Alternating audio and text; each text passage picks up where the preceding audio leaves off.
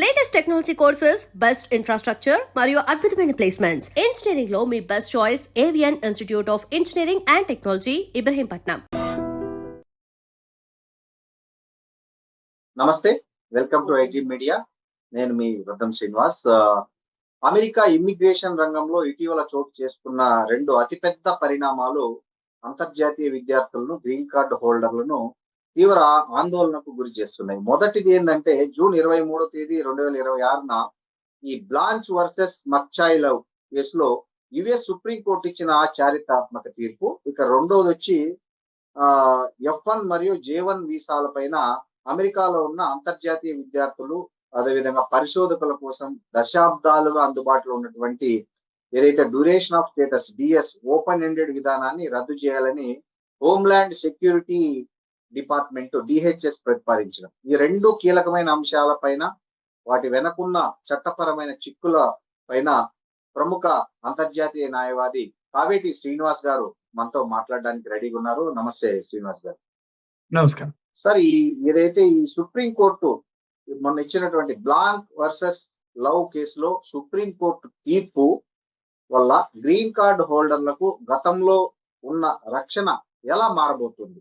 ఇప్పుడు మనం అందరం ఫస్ట్ అర్థం చేసుకోవాల్సింది ఏంటంటే, గ్రీన్ కార్డ్ హోల్డర్లం అంటే ఏమిటి అంటే, ఫస్ట్ ఆఫ్ ఆల్ మనం గ్రీన్ కార్డ్ హోల్డర్ల కార్డు మీద ఏం రాసి ఉంటుందంటే రెసిడెంట్ ఏలియన్ అని రాసి ఉంటుంది. రెసిడెంట్ ఏలియన్ అంటే అర్థం ఏమిటి? రెసిడెంట్ అంటే మీకు ఉండటానికి విసులుబాటు, ఏలియన్ అంటే ఏంటి? పరదేశస్థుడు. అంటే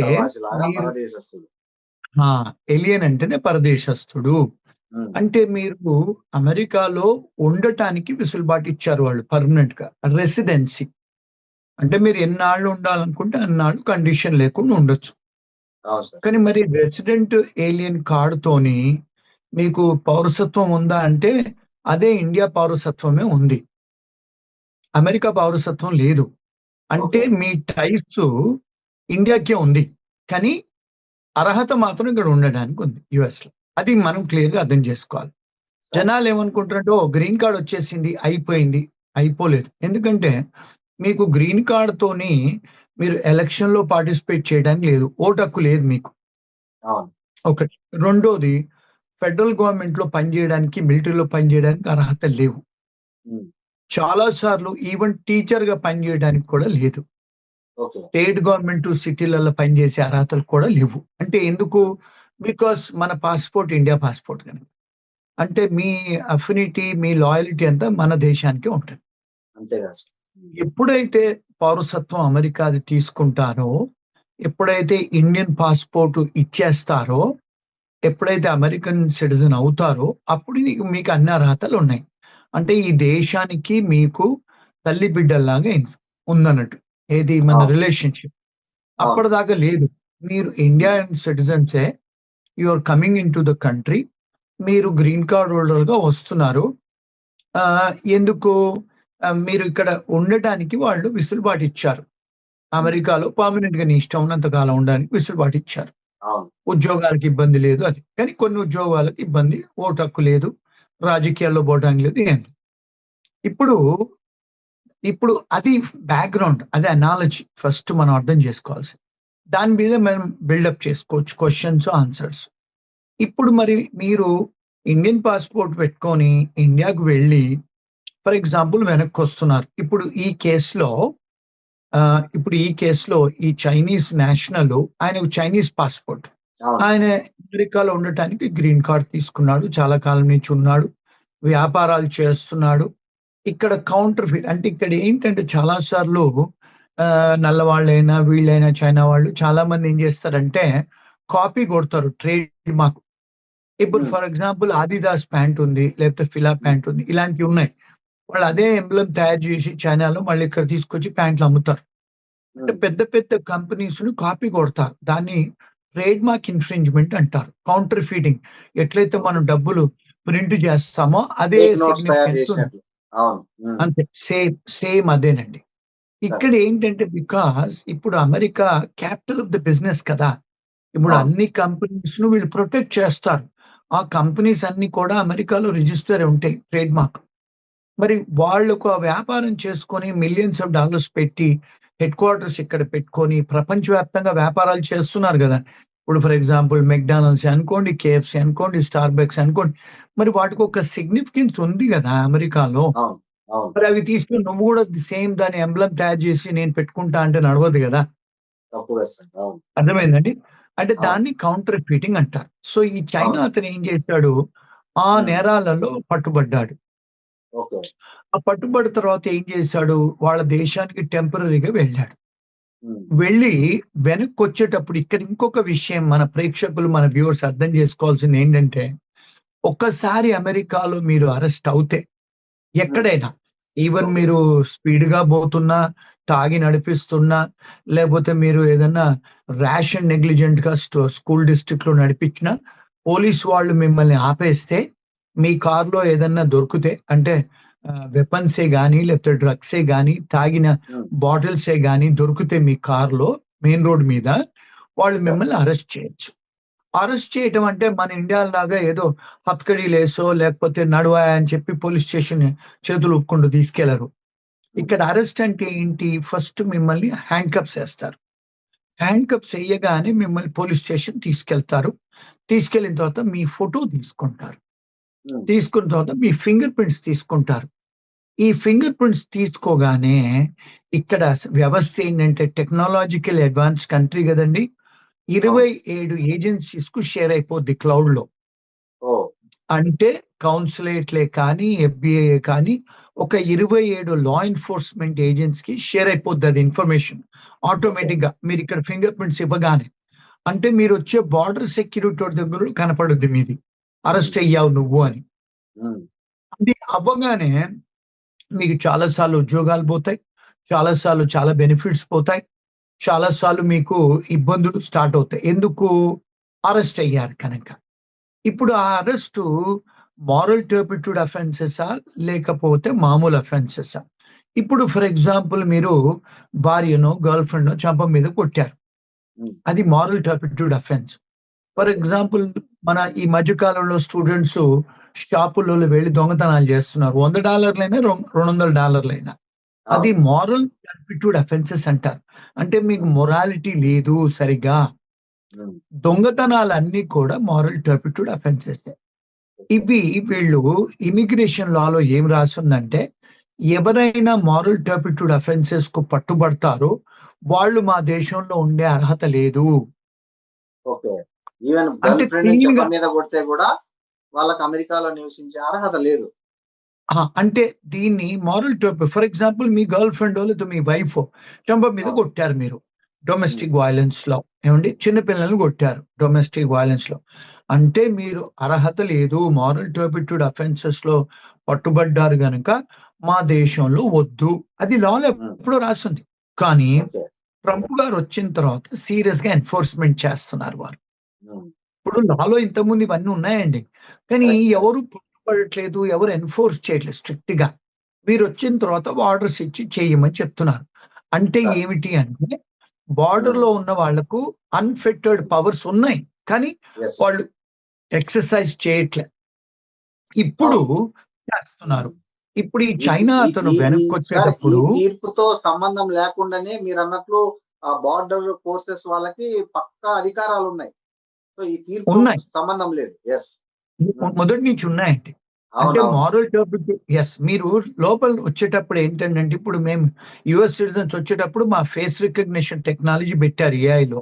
ఇట్లా ఫేస్ హ్మ్. చూపించుకొని మేము వెళ్ళిపోవటం యుఎస్ సిటిజన్. ఒకవేళ ఓకే. గ్రీన్ కార్డ్ హోల్డర్ అయిందనుకోండి, మీరు అక్కడ ఇమిగ్రేషన్ ఆఫీసర్ దగ్గరికి వెళ్ళాలి. వెళ్తే మీ ఫింగర్ ప్రింట్స్ తీసుకుంటాడు. తీసుకురాగానే ఆయన స్క్రీన్ లో మీద వచ్చేస్తది, అరెస్ట్ అవును. అయ్యావు ఈ పలానా దానికని. అంటే అప్పుడు మళ్ళీ సెకండరీ ఇన్స్పెక్షన్ మళ్ళీ లోపలికి తీసుకెళ్తాడు. నిన్ను లోపలికి అడ్మిషన్ చేయొచ్చా లేదా అని. ఎందుకు, మరి మీరు ఎలాంటి అఫెన్సెస్ లో మీరు అయ్యారో, చిన్న అఫెన్సెస్ కూడా కావచ్చు కొన్నిసార్లు, కరెక్ట్. కరెక్ట్. తెలియదు కదా. కరెక్ట్. నేరపూరితం ఏదైనా నువ్వు అరెస్ట్ అయ్యావు అని కనిపిస్తుంది అందులో. అది హ్మ్. నేరం అంటే నిర్ధారణ అయిందా లేదా కనపడదు. సో వాళ్ళు తీసుకెళ్ళినప్పుడు మిమ్మల్ని అడుగుతారు. అడిగి వాళ్ళు ఏం చేస్తారు, ఇప్పుడు మీరు హ్మ్. ఇక్కడ ఈ చైనా అతను నేరం హ్మ్. చేశాడని కనపడుతుంది కనుక, కానీ ఆయన కన్విక్షన్ అవ్వలే. ఓన్లీ ఆయన అవును. మీద కేసు పెట్టారు, ఈ దొంగతనాల హ్మ్. కేసు పెట్టారు. ఏది న్యూజెర్సీలో. ఆయన ఏమన్నాడు, నా మీద కేసులు పెట్టారు, ఇంకా నిర్ధారణ అవ్వలేదు అంటే ఆయన ఏం చేశారు, ఆయన గ్రీన్ కార్డ్ తీసేసుకొని ఆయనను అక్కడి నుంచి అక్కడికి చైనాకు పంపలేదు. ఆయనను పెరోల్ చేశారు. పెరోల్ అంటే ఏమిటి? Temporary permission. అంటే నీకు గ్రీన్ కార్డ్ లేదు, నీకు సిటిజన్‌షిప్ లేదు, ఎలాంటి వీసా లేదు. పెరోల్ అంటే ఏమిటి? నిన్ను వదిలేయటం. ఎళ్ళు నాయనా లోపలికెళ్ళు. ఆ! పెరోల్. మనకి ఇండియాలో కూడా పెరోల్ ఉంటది. జైల్లో నుంచి బయటకొస్తే పెరోల్‌లో బయటకొస్తారు. పెరోల్ వచ్చిన తర్వాత అది టైప్ ఆఫ్ పనిష్మెంటే. అది పనిష్మెంట్‌లో ఒక టైపు. కానీ మిమ్మల్ని మానిటర్ చేస్తా ఉంటారు వాళ్ళు. నువ్వేం చేస్తున్నావు? ఎక్కడికెళ్తున్నావు? ఎక్కడికి పోకుండా. సో, ఇప్పుడు ఏంటంటే ఆయనని పెరోల్ చేశారు. చేసిన తర్వాత ఆయన ఏం చేశాడు? లోపలికొచ్చిన తర్వాత ఒప్పుకున్నాడు ఆయన చేసిన నేరాలన్నీ. నేరాలన్నీ ఒప్పుకున్న తర్వాత ఆయనకు సజా అయింది. అంటే పనిష్మెంట్ పడ్డది. కన్విక్షన్ అయింది. అప్పుడు ఏం చేశారు ఇమిగ్రేషన్ వాళ్ళు, ఈయనను ఇక్కడ మా దేశంలో ఉండటానికి అర్హత లేదు అని చెప్పి రిమూవల్ ప్రొసీడింగ్ స్టార్ట్ చేశారు. రిమూవల్ ప్రొసీడింగ్ స్టార్ట్ చేశారు ఇమిగ్రేషన్ వాళ్ళు. చేస్తే ఆయనే రిమూవల్ వేసిన తర్వాత జడ్జి గారు నిర్ధారణ చేసిన తర్వాత, ఇమిగ్రేషన్ జడ్జులు వేరండి, మళ్ళీ క్రిమినల్ కేసులు జడ్జులు వేరు. దానికి సెపరేట్ అన్ని. ఇప్పుడు మనలాగా హైకోర్టులో సుప్రీం కోర్టులో అన్ని వింటారని అట్లా ఉండదండి. ప్రతి దానికి ఇక్కడ స్పెషలైజ్డ్. సో ఆయన ఏం చేస్తాడు, సుప్రీం కోర్టు దాకా తీసుకెళ్ళాడు కేసుని. ఏమని, నన్ను ఇలా చేశారు, నేను లోపలికి వచ్చేటప్పుడు నా గ్రీన్ కార్డ్ తీసుకోకూడదు, వాళ్ళు పెరోల్ మీద పంపించారు, వాళ్ళకు అంటే చాలా పవర్ ఇచ్చేశారు అంటే సుప్రీం కోర్టు ఏమంది, లేదు వాళ్లకు క్లియర్ అండ్ కన్విన్సింగ్ అవసరం లేదు, మీ మీద కేసు ఉన్నట్టుంటే చాలు, మీ గ్రీన్ కార్డ్ తీసేసుకొని పెరోల్లో లోపలి పంపించడానికి. ఇది ఎగ్జిక్యూటివ్ బ్రాంచ్ది పని, మా జ్యుడిషియరీ పని కాదు, పొలిటీషియన్స్ పని కాదు. ఇప్పుడు మనకు మన భారతదేశంలో కూడా ఎగ్జిక్యూటివ్ బ్రాంచ్, లెజిస్లేచరు, జ్యుడిషియరీ ఉంది కదండి. మరి జడ్జెస్ అంటే సుప్రీం కోర్టు, లెజిస్లేచర్ అంటే ఎమ్మెల్యేలు, మినిస్టర్లు, మరి ఎగ్జిక్యూటివ్ బ్రాంచ్ ఉంది కదా.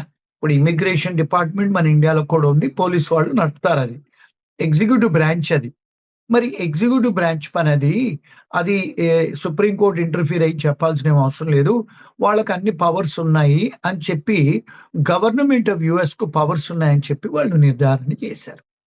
దీంతో ఏమవుతుంది, ఇప్పుడు ఎవరైనా వెనక్కి వచ్చేటప్పుడు గ్రీన్ కార్డ్ హోల్డర్లు, ఇప్పుడు అక్కడ బార్డర్ సెక్యూరిటీ వాడు ఎగ్జిక్యూటివ్ పోలీస్ ఆఫీసర్, ఆయన ఇమిగ్రేషన్ పోలీస్ ఆఫీసర్, ఆయనకు పవర్స్ ఉన్నాయి అని చెప్పారు. దీంతో ఏమైంది, ఒక సంచలనం అమెరికా కానీ వరల్డ్ మొత్తంలో. గ్రీన్ కార్డ్ హోల్డర్లు ఏదన్నా చిన్న కేసులలో మీరు ఇన్వాల్వ్ అయితే మీ ఇమిగ్రేషన్ లాయర్లతో సంప్రదించి బయటికి వెళ్ళండి. ఎందుకు, లోపలికి వచ్చేటప్పుడు అర్హత లాగా మీరు లోపలికి వచ్చేయలేరు, అంటే you don't have a right of admission. ఎందుకు, మీ మీద కేసు ఉంది కనుక ఆ కేసు నిర్ధారణ అయ్యే వరకు కూడా బయటికి వెళ్ళకూడదు. సో దీంతో ఏమవుతుంది, వీళ్ళకు పవర్స్ ఎక్కువ వచ్చేసాయి. అంతకుముందు లివానా ఉన్నాయి కానీ వాళ్ళు ఎన్ఫోర్స్ చేయట్లేదు. ఇప్పుడు సుప్రీంకోర్టు చెప్పిన తర్వాత ఇంకా పవర్ఫుల్ అయిపోయారు. ఇప్పుడు ఆయన ట్రంప్ గారు కూడా చెప్పాడు. అదండి, ఇంత క్లియర్ అండి ఇది. అవును సార్. ఇంకోటి, దీనివల్ల ఇలాంటి నిబంధనల వల్ల ఇమ్మిగ్రేషన్ పెరోల్ పై అమెరికాలో ప్రవేశించిన గ్రీన్ కార్డ్ హోల్డర్లు వర్క్ పర్మిట్లు కావచ్చు, లేదంటే ఇతర సోషల్ బెనిఫిట్స్ ఎలా ఎఫెక్ట్ అవుతాయి సార్? ఇప్పుడు మీరు గ్రీన్ కార్డు ఒక్కసారి మీది తీసేసుకున్నారు వాళ్ళు అంటే, ఇప్పుడు ఫర్ ఎగ్జాంపుల్ గవర్నమెంట్ లో మీకు, ఫర్ ఎగ్జాంపుల్ ఇప్పుడు మీరు ఓల్డ్ ఏజ్ పీపుల్ అనుకోండి, మెడికల్ ఫెసిలిటీస్ ఉంటాయి, మెడికేడే అనుకోండి, లేకపోతే కొంతమంది లేని వాళ్ళు ఇల్లులు, హౌసింగ్ మన ఇండియాలో ఉన్నట్టు ఇక్కడ కూడా హౌసింగ్ ఉంటది. ఇట్లా మీకు ఫుడ్ స్టాంప్స్ కూడా ఇస్తారు భోజనాలకి, మీ పిల్లలకి ఇస్తారు పాలు తాగడానికి. ఇలాంటి బెనిఫిట్స్ అన్ని పోయే ఆస్కారాలు ఉన్నాయి. ఎందుకు, మీరు డిపోర్టబుల్, రిమూవబుల్ ఏలియన్ కనుక, అంటే మా దేశస్తులు కాదు, మిమ్మల్ని తీసే దానిలో ఉన్నాము, మీకు అర్హతలు లేవు, పోయే ఛాన్సెస్ ఉన్నాయి. ఉద్యోగాలు కూడా పోయే ఛాన్సెస్ ఉన్నాయి. మీకు ఏ బెనిఫిట్స్, ఫర్ ఎగ్జాంపుల్ ఇప్పుడు డ్రైవింగ్ లైసెన్సే అనుకోవచ్చు, గన్ లైసెన్సే అనుకోవచ్చు, లాటరీ సేల్ చేయడానికి లైసెన్సే అనుకోవచ్చు, లిక్కర్ లైసెన్సే అనుకోవచ్చు. చాలా లైసెన్సెస్ అన్ని కూడా మనకి ఎట్లయితే ఆధార్ కార్డుతో ముడిపడి ఉంటాయో, మన పాస్పోర్ట్ ఉన్న ఆధార్ కార్డుతో ఎలా అయితే ముడిపడి ఉంటాయో, ఇక్కడ సోషల్ సెక్యూరిటీ, గ్రీన్ కార్డు మన వాటితోని ముడిపడి ఉంటాయండి. అవన్నీ కూడా పోయే ఆస్కారాలు ఉన్నాయి. సార్ ఇంకోటి సార్, ఈ ఎటువంటి క్రిమినల్ రికార్డు లేని ఈ సాధారణ గ్రీన్ కార్డ్ హోల్డర్లు ఇంటర్నేషనల్ ట్రావెల్ చేసేటప్పుడు ఈ తీర్పుని బట్టి ఏవైనా జాగ్రత్తలు తీసుకోవాలన్నా వాళ్ళు? అంటే ఇప్పుడు వాళ్ళు అంటే ఇప్పుడు 6 నెలల కంటే బయట ఎక్కువ ఉండకూడదు.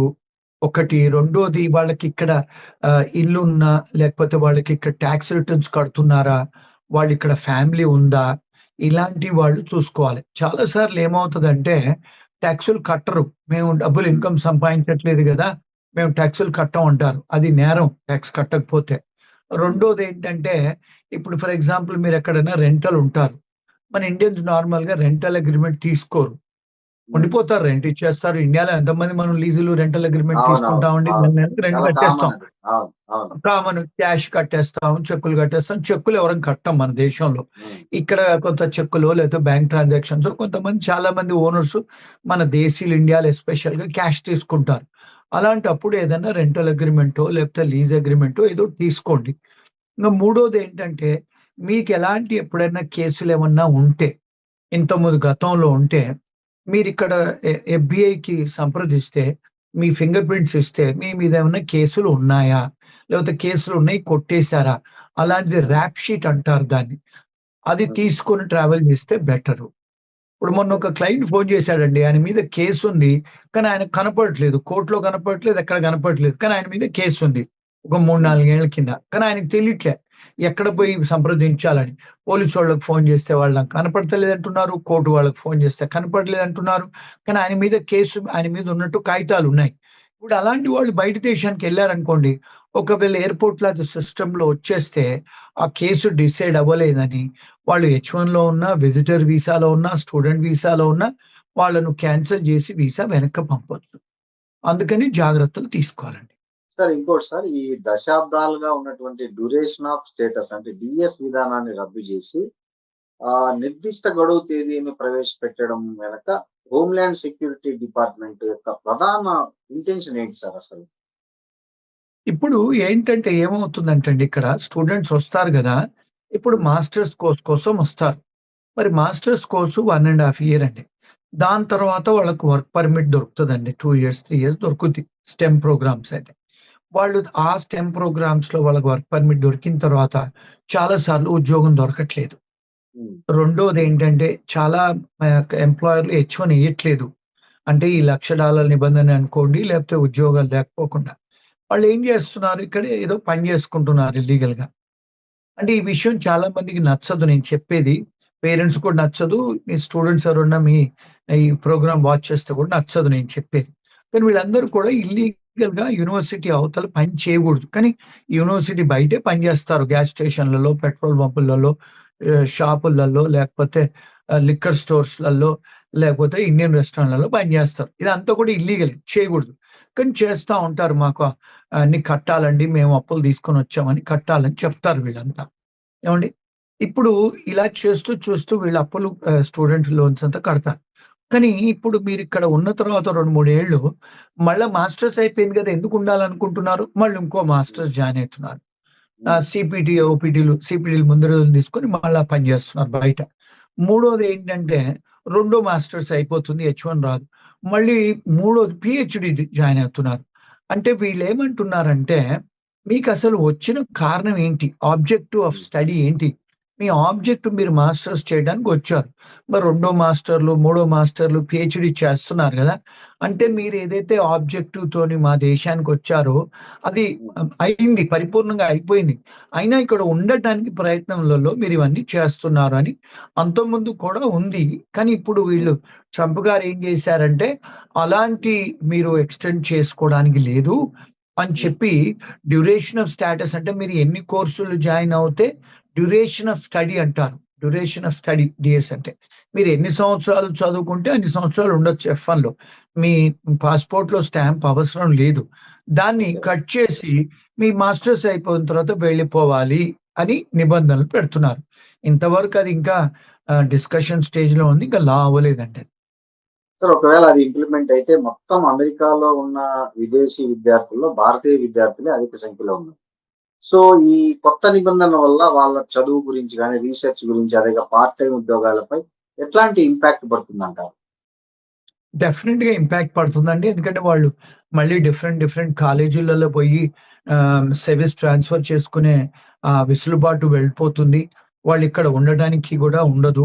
మూడోది ఏంటంటే వాళ్ళు చాలా మంది స్టూడెంట్స్ వెనక్కి కూడా వెళ్ళిపోతారండి చాలా మంది. ఇంకోటి ఏంటంటే వచ్చే వాళ్ళు కూడా మనం అక్కడికి వెళ్తే 1-2 ఇయర్స్ కంటే ఎక్కువ ఉండలేము. ఇప్పుడు యూకేలో అంతేనండి.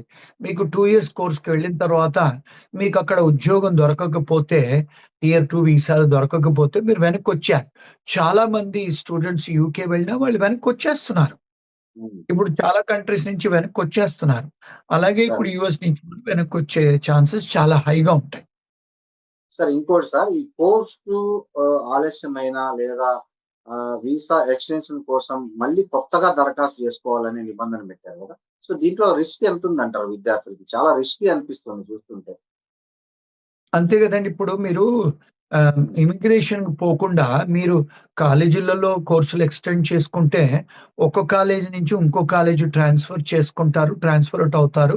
కాలేజీ వాళ్ళే మీది పొడిగిస్తారు మీ స్టే. ఆన్లైన్ లో వాళ్ళ దగ్గరికి వెళ్ళి సర్వీస్ పోర్టల్ వెళ్ళి వాళ్ళే క్లిక్ ఆఫ్ ఎ బటన్ చేస్తారు, మీది పొడిగించుతారు. ఒకవేళ మరి మీరు ఇమిగ్రేషన్ ఆఫీస్ దగ్గరికి వెళ్ళాలి అంటే ఇమిగ్రేషన్ ఆఫీసర్ డిస్క్రిషన్ కదండి. మరి ఆఫీసర్ మీకు పర్మిషన్ ఇస్తే ఉండొచ్చు, లేకపోతే వెళ్ళిపోవాలి. సో ఎప్పుడైనా ఇమిగ్రేషన్ డిపార్ట్మెంట్ దగ్గరికి వెళ్ళినప్పుడు గవర్నమెంట్ ఆఫీసర్ పోలీసు దగ్గరికి వెళ్ళినట్టే. వాడు ఇష్టం ఉంటే లోపల రానివచ్చు, ఇష్టం లేకపోతే బయటికి పంపించేటట్టు. అంటే కొద్దిగా కష్టమే అది. అవును సార్. ఈ గ్రాడ్యుయేషన్ తర్వాత విద్యార్థులు పొందే ఈ ఓపీటీ మరియు స్టెమ్ ఓపీటీ లబ్ధిదారులకు ఈ ఫిక్స్డ్ ఎండేటెడ్ విధానం వల్ల ఎలాంటి నష్టం కలిగిస్తుందంటారు? ఇప్పుడు ఓపీటీలు సిపిటీలు అంటే కాలేజ్ చదువుకునేటప్పుడు అండి. ఓపీటీ అనేది ఫస్ట్ స్టెమ్ కోర్సెస్ చేస్తున్నప్పుడు, స్టెమ్ కోర్సెస్ అంటే సైన్స్, టెక్నాలజీ, ఇంజనీరింగ్, మ్యాథమెటిక్స్ అండి. మేనేజ్మెంట్ కాదు, మ్యాథమెటిక్స్. ఎంబీఏ చేసిన వాళ్ళకి కాదు, ఓన్లీ సైన్స్, స్టెమ్ సంబంధించిన వాళ్ళకు. వాళ్ళకి ఏమవుతుందంటే వాళ్ళకు ఎంబీఏ మాస్టర్స్ అయిపోగానే డ్యూరింగ్ ద కోర్స్ కూడా తీసుకోవచ్చు పర్మిషన్ టు వర్క్. అయిపోయిన తర్వాత మీకు ఇనీషియల్ గా 1 సంవత్సరం ఆక్యుపేషన్ ట్రైనింగ్ అని ఇస్తారు. అందులో మీకు సాలరీ వచ్చినా లేకున్నా చేసుకోవచ్చు. తర్వాత 2 సంవత్సరాలు ఇస్తారు. ఇప్పుడు ఇవన్నీ కూడా మీకు కోర్సు మీకు లిమిటేషన్ చేస్తే ఒక కోర్స్ తర్వాత ఇంకో కోర్స్ చేయడానికి లేదన్నప్పుడు మీకు ఈ 3 సంవత్సరాలలో H1 రాకపోతే ఇంటికి వెళ్ళిపోవాలి కదండి. అవును. అవును సార్. సార్ ఇంకోటి సార్, ఈ ప్రతిపాదన చట్టంగా మారే లోపే ప్రస్తుతం అమెరికాలో ఎవరైతే ఉన్నారో ఈ F1, J1 విద్యార్థులు తమ లీగల్ స్టేటస్ ను కాపాడుకోవడానికి ఇప్పుడే ఎలాంటి ముందస్తు ప్రణాళికలు అమలు చేయాలంటారు? అంటే వాళ్ళు డెఫినెట్ గా ఇమిగ్రేషన్ లాయర్‌ని కలిస్తే బెటర్ అండి. అది అది ఒక్కటే పరిష్కారమా సార్? ఇంకేమన్నా అంటే ఉందా? ఇప్పుడు వాళ్ళు ఆన్‌లైన్‌లో చాట్ జీపీటీలో చదువుకుంటారు. కొంత ఆ chat GPT is not a law, కొంత ఇన్ఫర్మేషను. సో వీళ్ళందరూ ఆ చాట్ జీపీటీలో ఇన్ఫర్మేషన్ తీసుకొని ఆ రూమ్‌మేట్‌లతోనో, లేకపోతే వాళ్ళ సీనియర్‌లతోనో, లేకపోతే వాళ్ళే మాట్లాడుకుంటారు. ఒక competent, qualified, expert immigration lawyer దగ్గరికెళ్లి సంప్రదిస్తే వాళ్ళకు బోలెడన్ని ఆన్సర్స్ దొరుకుతాయని. కానీ నార్మల్‌గా మన స్టూడెంట్స్ ఏంటంటే ఒక్క కన్సల్టేషన్ $200, $300 ఇచ్చి వెళ్ళాలా అని వాళ్ళే తీసుకుంటారు. దాంతోని ఏమవుతుందంటే చాలా సార్లు మనకు అది లీగల్ అడ్వైస్ కింద పరిగణించదు. కొంత ఇన్ఫర్మేషన్ కిందనే పరిగణించొచ్చు. సో అందుకనే సార్ ఈ నేను ప్రతి ఇంటర్వ్యూలో చెప్తాను. Get in touch with some qualified lawyers అని. సార్ ఈ వేజ్ వెయిటెడ్ లాటరీ వల్ల ఉద్యోగాల ఎంపిక అవకాశాలు తగ్గిపోయినాయని చాలా వరకు టాక్ వస్తుంది. ఇది కరెక్టేనా సార్ ఇది? నిజమేనండి. ఇప్పుడు ఏం ఓకే. చేశారంటే వీళ్ళు ఆహ్, ప్రస్తుత ట్రంప్ గారు ఏమన్నారంటే చాలా హై సాలరీ ఇచ్చే వాళ్ళకి ముందు ప్రాధాన్యత ఇవ్వండి. అంటే అవును. 1,50,000, 1,70,000 వాళ్ళే హ్మ్. పికప్ చేశారు ఫస్ట్ లాటరీలో. తర్వాత హ్మ్. ఏం చేశారు లెవెల్ 2, లెవెల్ 1 దాకా ఇచ్చారు. సో లెవెల్ 1 వచ్చే వరకు 90,000, 80,000 వాళ్ళకొచ్చే వరకు తక్కువ పికప్ అయినవి లాటరీలో. లెవెల్ 1 ముందు పికప్ అయింది. లెవెల్ 2 తర్వాత లెవెల్ 3. మరి ఆబ్వియస్‌లీ వాళ్ళేమన్నారంటే 1,50,000, 1,70,000 ఇచ్చిన సాలరీ 2,00,000 ఇచ్చే వాళ్ళకే మీరు ఇవ్వండి అని. అంటే ఏమవుతుంది? మరి వాళ్ళది ఒకవేళ పికప్ అవుతే వాళ్ళకి ఆ జీతాలు కడితే మరి వాళ్ళే హై టాక్స్ కదండీ! అవును. 40% టాక్స్ కడతారు వాళ్ళు. ఈ 70, హ్మ్. 80 వేల వాళ్ళు తక్కువ టాక్స్ కడతారు. 30% కడతారు. మరి వాళ్ళ దగ్గర టాక్స్ పేయర్స్ హెవీగా వాళ్ళే ఉంటారు. ఎంప్లాయీస్ కనుక వాళ్ళకే వెసులుబాటు ఇచ్చారు. సార్ డెఫినిట్‌గా ఈ ఎఫెక్ట్ అయింది. సార్ ఈ ఇండియన్స్ కి అమెరికా చాలా కష్టమేనా? చూస్తుంటే ఈ కొత్త నిబంధనలు, ఎన్ఫోర్స్‌మెంట్ అంతా స్ట్రిక్ట్‌గా అమలు చేయడం ఇవన్నీ చూస్తున్న నేపథ్యంలో ఇండియన్స్ కి అమెరికా ఉద్యోగం, అమెరికా నివాసం అనేది కష్టమేనా? అంటే ఈవెంచువల్ గా కాస్త డిఫికల్టేనండి. అంటే ఇప్పుడున్న ప్రెజెంట్ ట్రంప్ అడ్మినిస్ట్రేషన్‌లో లాస్ట్ టైమ్ వారొచ్చినప్పుడు గూడా చాలా ఇబ్బందులు చేశారు. ఎందుకంటే చూసుకుంటే ప్రపంచంలో 60, 70 కంట్రీస్‌లలో వారు కౌన్సులేట్స్ క్లోజ్ చేశారండి. మరి ఓకే. మన మన భూలోకంలో ఉన్నయే 160 దేశాలు. 60, హ్మ్. 70 దేశాలు మీరు క్లోజ్ చేసి, మీరు ఎంబసీలు క్లోజ్ చేసి, కొత్త ఎంబసీలు ఓపెన్ చేయకపోతే, మరి ఇప్పుడు మీకు కష్టమే గదండీ! ముందు ముందు అవును. తను ఉన్నంత సేపు కొద్దిగా కష్టమేనండి. సార్ ఈ $1,00,000 అదనపు ఫీజు ప్రభావం ఇండియన్ ఐటీ కంపెనీలకి ఏమైనా ఎఫెక్ట్ పడుతుందంటారా? చాలా ఎఫెక్ట్ పడ్డదండి. చాలా ఎఫెక్ట్ పడ్డది. ఇప్పుడు ఎవరు $1,00,000 కట్టి తీసుకొస్తారు? కష్టమే. ఇప్పుడు అవునా సార్? $1,00,000 పెట్టాలి. జీతం హ్మ్. 1,70,000 ఇవ్వాలి. Immigration okay. ఫీజులు కట్టాలి. లాయర్ ఫీజులు కట్టాలంటే కష్టమే. కానీ లక్కీలీ ఏమైందంటే అండి, ఇప్పుడు ఈ హ్మ్. $1,00,000 ఇంపోజ్ చేశారు గదా! వీరు. ఆ $1,00,000 కోర్ట్ వాళ్ళు ఆహ్, ఆహ్, నే అంటే చెల్లనేరదని చెప్పి డిసైడ్ చేశారండి. ఇప్పుడు అవును. $1,00,000 ఇంపోజిషన్ ఆఫ్ దట్ లేదండి. ఇప్పుడు కోర్ట్ వాళ్ళు నిర్ధారణ చేసేశారు. అది అన్‌లాఫుల్ అని. సార్ అమెరికాలో ఒక సాఫ్ట్‌వేర్ ఉద్యోగం సాధించాలనుకునే వారికి ఒక ఇమ్మిగ్రేషన్ నిపుణులుగా మీరిచ్చే బెస్ట్ అడ్వైస్ ఏంటి సార్ అసలు? అంటే ఫస్ట్ ఎవరైనా స్టూడెంట్‌గా వచ్చేటప్పుడు వాళ్ళు తెలుసుకోవాలి వాళ్ళ హక్కులు, అర్హతలు. రెండోది ఇప్పుడు హెచ్-1కి అయ్యే ఇబ్బందులు తెలుసుకోవాలండి. మూడోది వాళ్ళకు స్కిల్స్ లేకపోతే ఇక్కడకు స్కిల్స్ లేకుండా వచ్చి ప్రయత్నాలు చేసి ఇబ్బందులు పడగూడదు. నాలుగోదేంటంటే ఏదన్నా ఇక్కడికి వచ్చిన తర్వాత గూడా స్టూడెంట్సే గానీ, హెచ్-1బీ వాళ్ళే గానీ, గ్రీన్ కార్డ్ హోల్డర్‌లే గానీ, వాళ్ళు ఇక్కడికి వచ్చిన తర్వాత ఎలాంటి నేరాలలో ఇన్వాల్వ్ అవ్వొద్దండి.